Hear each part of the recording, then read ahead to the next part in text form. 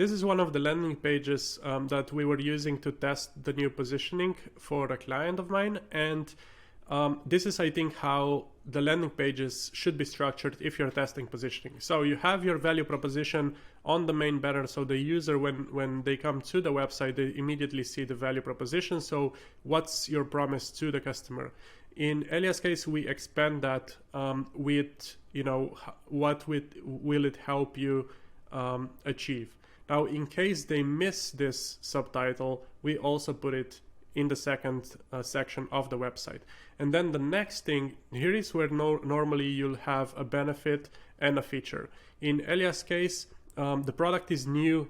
It's basically a new category of a product, so we needed to explain it a bit more. We need to focus a bit on the features.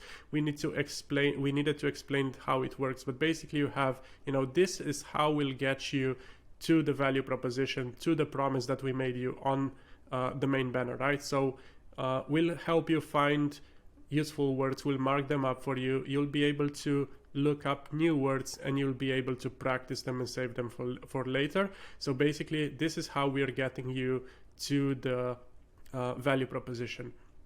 Now, next, we have a call to action. So if you're convinced by now, just add it to Chrome.